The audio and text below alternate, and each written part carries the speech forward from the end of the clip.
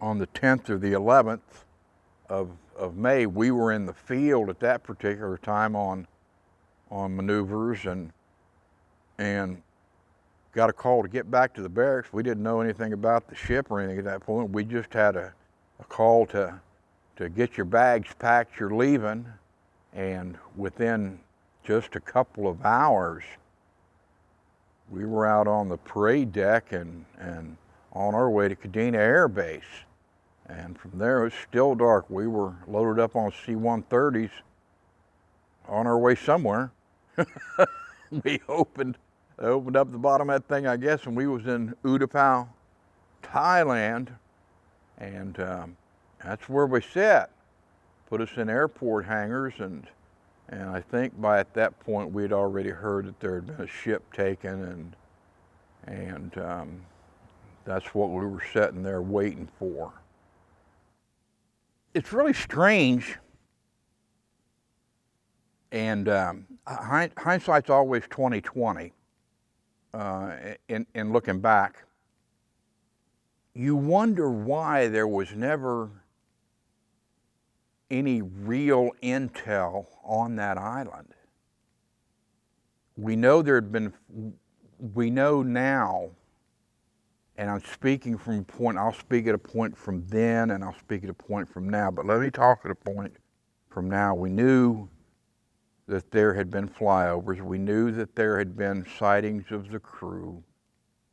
Somehow, in the breakdown in the chain of command, important information didn't get to the troops on the ground, okay? This is something that for whenever that you talk about the Mayaguez incident, the intelligence community has a tendency just to draw up and shut up, okay? That's one reason you find these guys very bitter in some points about this, all right? Learn from it. It doesn't do anything for us now, and we don't really have a beef, but there's kids out there fighting now, all right? Learn from it. Show future generations how to get by this, all right? And don't let there be a breakdown in command to where that you can't pass this information where it should be.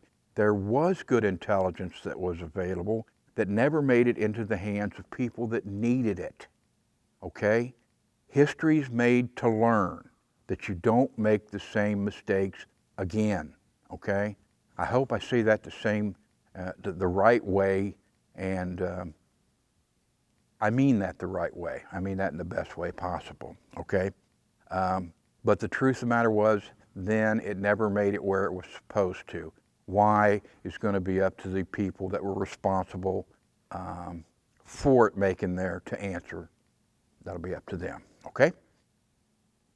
We were told that we could expect a handful of fishermen there, villagers, maybe some sniper fire, and that there would be very light resistance there.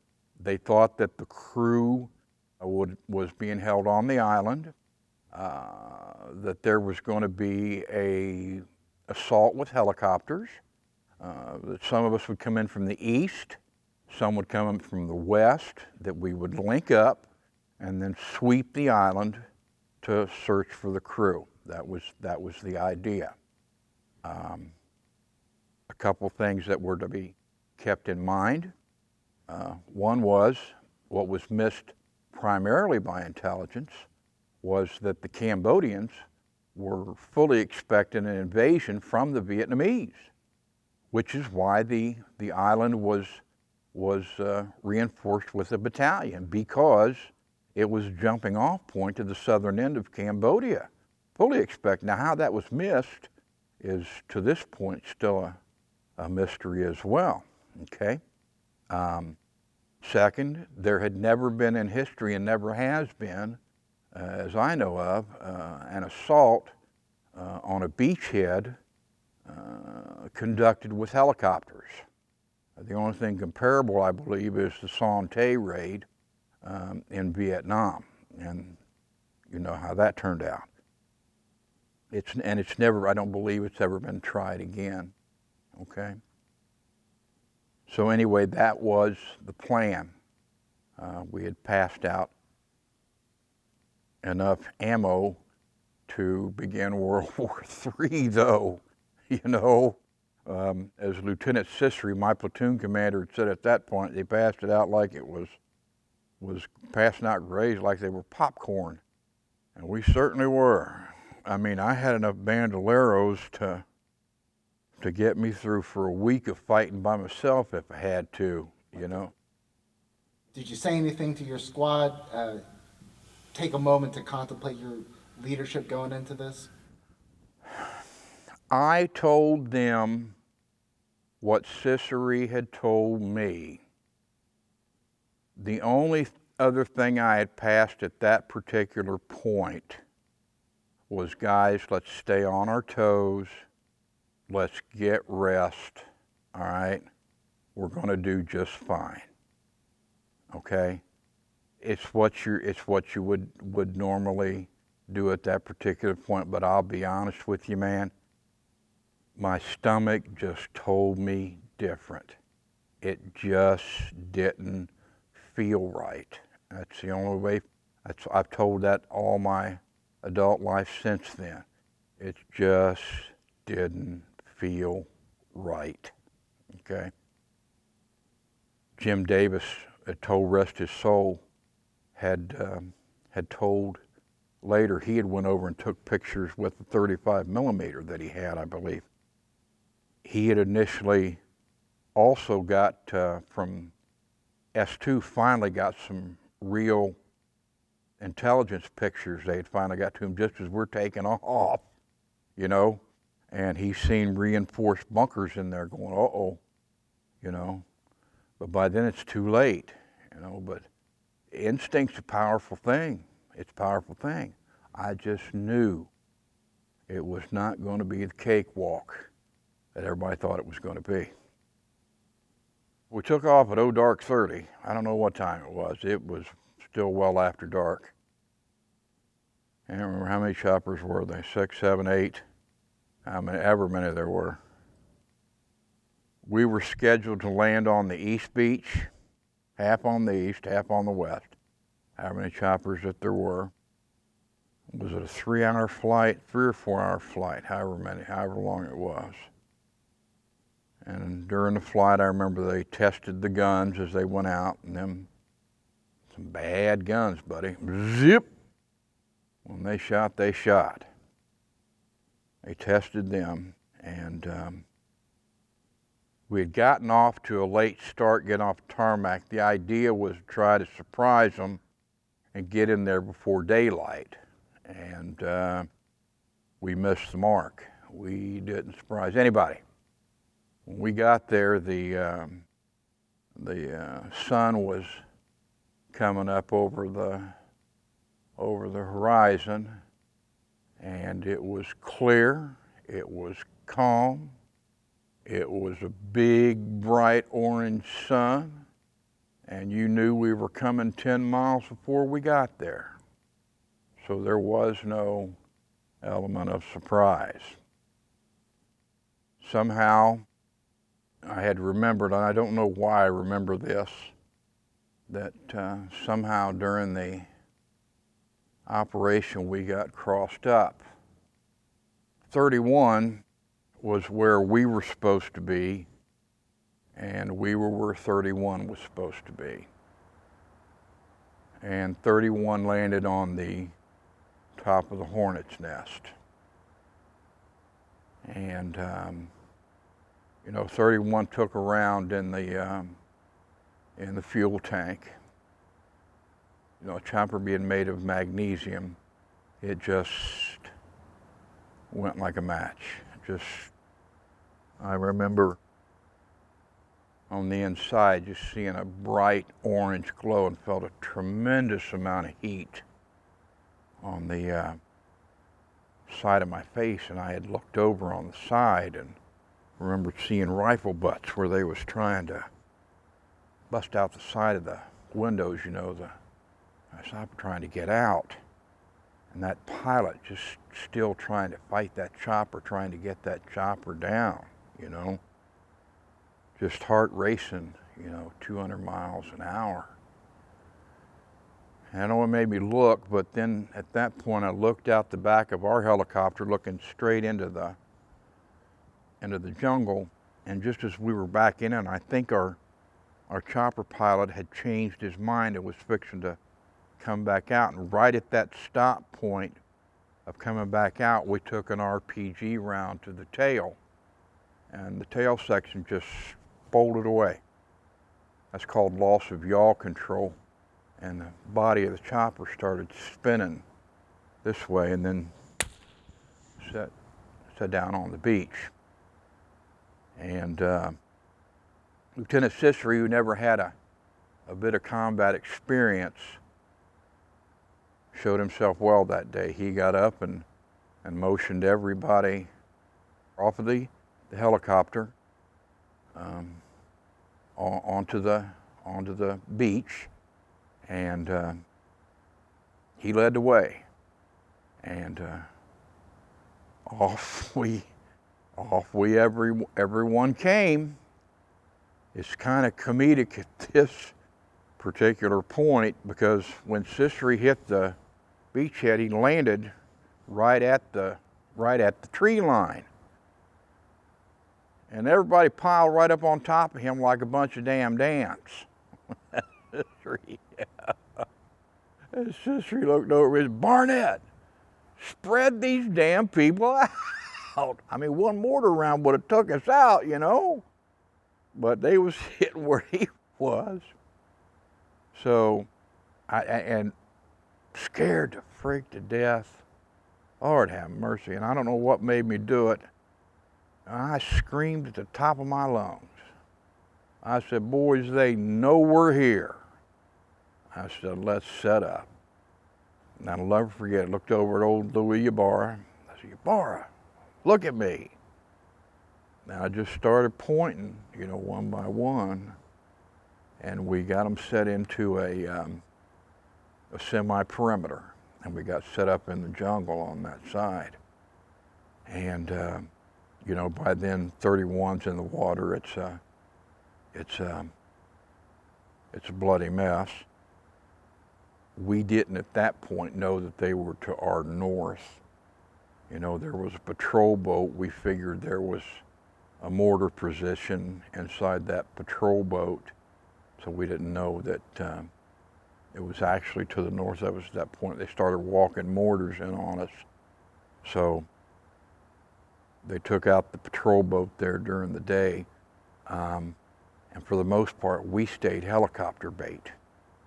Every time they try to come in, that tree line would just come alive.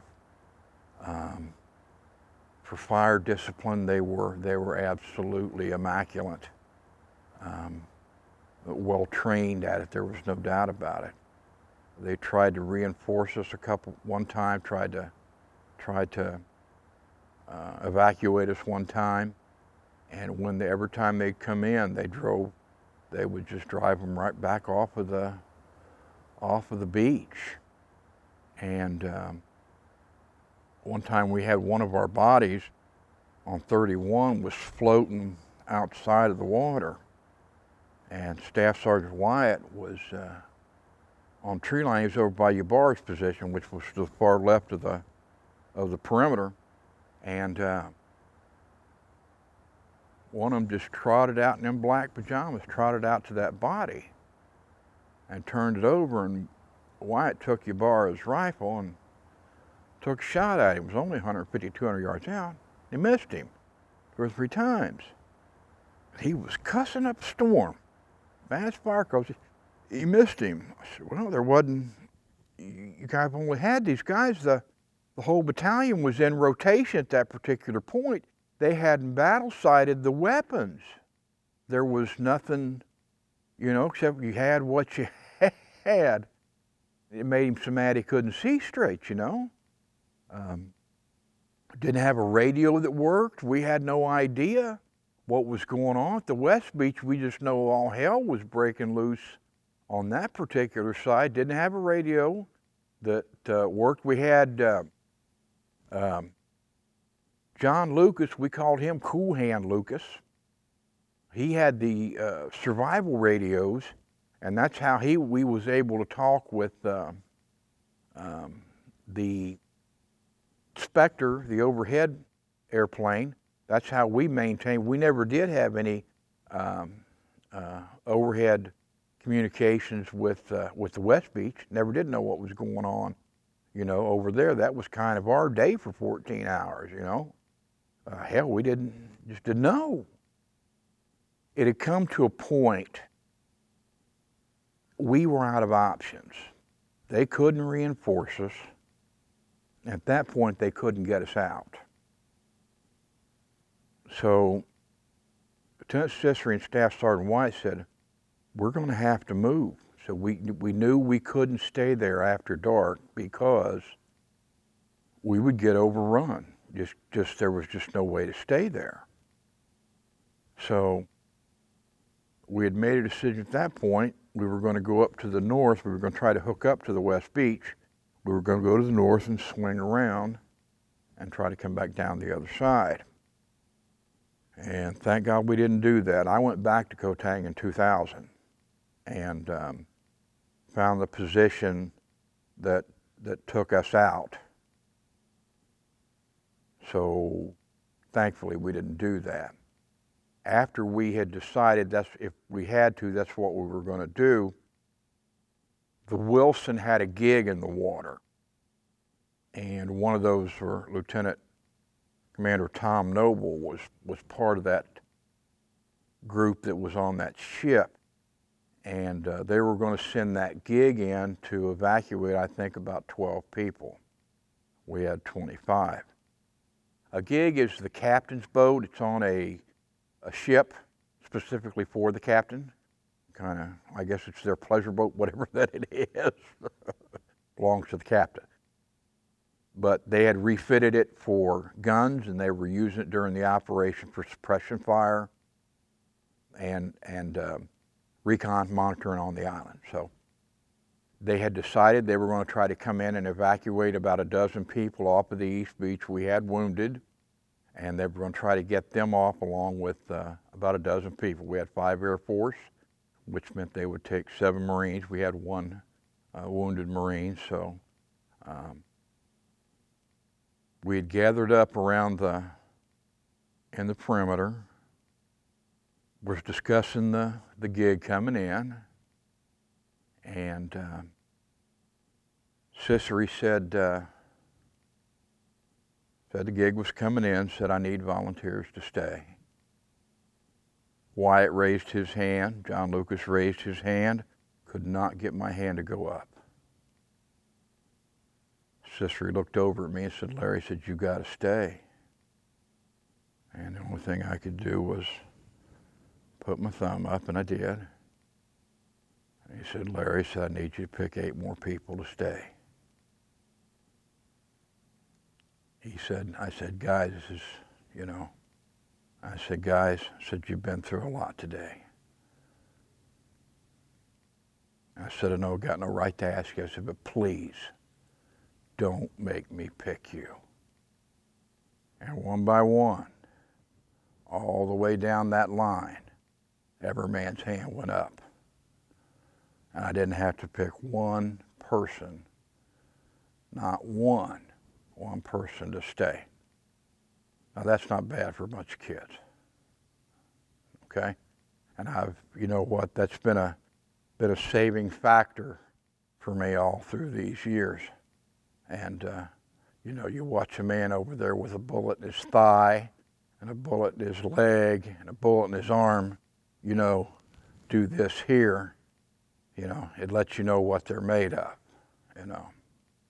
So unfortunately the gig wasn't able to make it in, but in my career, that was by far the proudest moment of my life.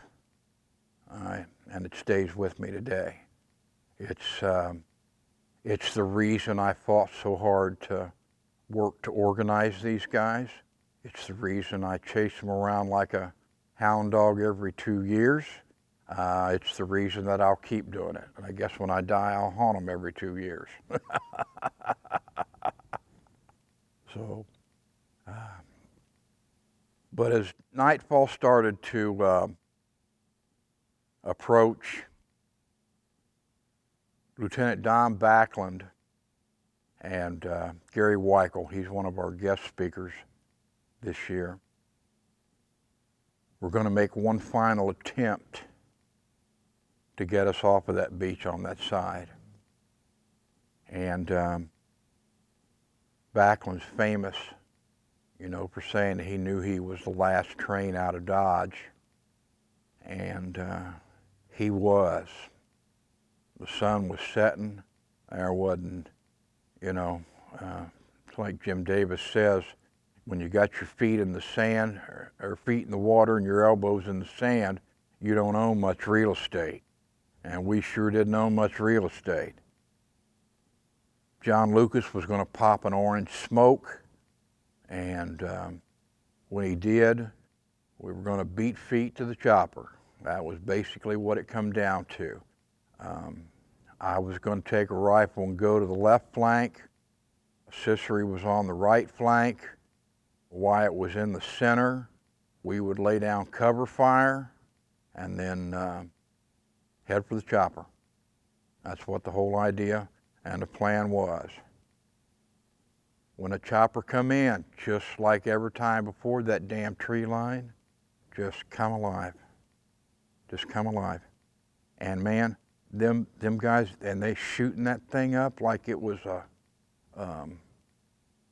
piece of Swiss cheese. I caught a pair of pajamas off of my left side coming up that tree line, and my heart jumped into my throat. I emptied my rifle in that direction. Don't know if I hit anything, didn't care if I hit anything. I emptied my rifle in that direction, and I headed for that chopper just like everybody else did. And we got everybody. I think the last person on the chopper was Bob Doshniak. He was wrapped around the minigun on the tail end of it, and Stu Stanlin was the tail gunner, and Stu's telling him, hang on. Bobby he'd been shot in the foot, and old Doc Foley had him doped up on morphine, and he tried to hang on to that damn gun. By the time I done my count, I got on, counted all the way down the line, counted 25, and I screamed at the top of my lungs. I mean, I screamed. I know for a solid 5 minutes at the top of my lungs. They took us back to the, shot up as that poor chopper was. They took us back to the Coral Sea, and set it down. And it was weird because I thought we were going down in the water. I didn't know they were setting it down on the carrier, because it looks like when they're setting it down, you think you're getting closer and closer to the water, I thought, damn, we're going down in the water. But they set us down, so long day. It was a long day.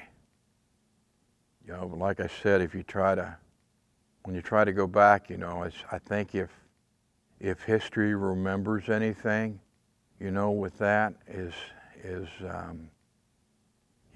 the day a bunch of kids became men. It was a time that,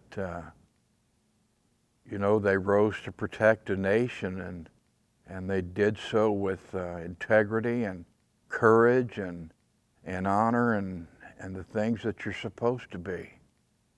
Not expecting it, with every surprise imaginable, and they pulled off the miraculous,